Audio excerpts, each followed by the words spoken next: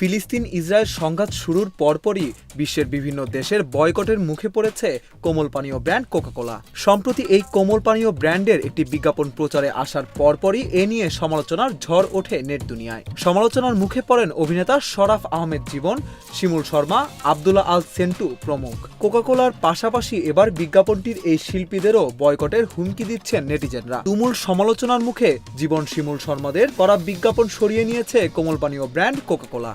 ইউটিউবে আজ সকাল থেকে এই বিজ্ঞাপন আর দেখা যাচ্ছে না।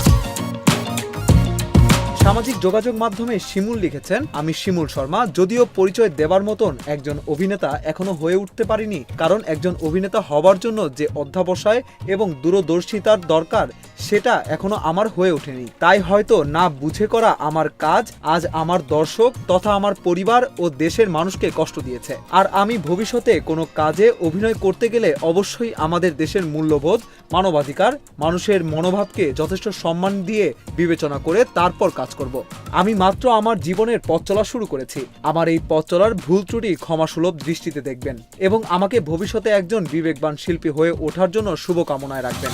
প্রোটিন, আয়রন ও ফাইবার সমৃদ্ধ প্রাণ টোস্টের আবেশে সবাই কাছে আসে।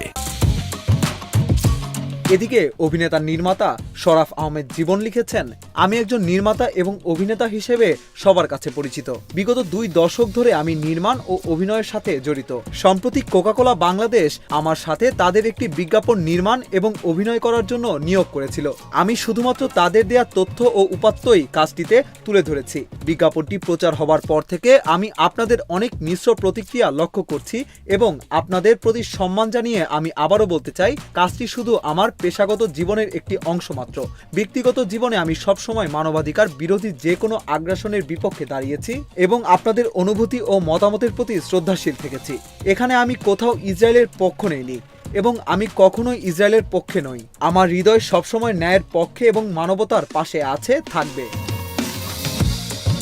শিল্পীদের দেওয়া এসব পোস্টের মন্তব্য ঘরেও নেটিজেনদের মিশ্র প্রতিক্রিয়া দেখা গেছে। বিষয়টি উপলব্ধি করতে পারার জন্য অভিনয় শিল্পীদের ধন্যবাদ জানিয়েছেন অনেকে, আবার সেখানে অনেকে বিরূপ মন্তব্য করেছেন।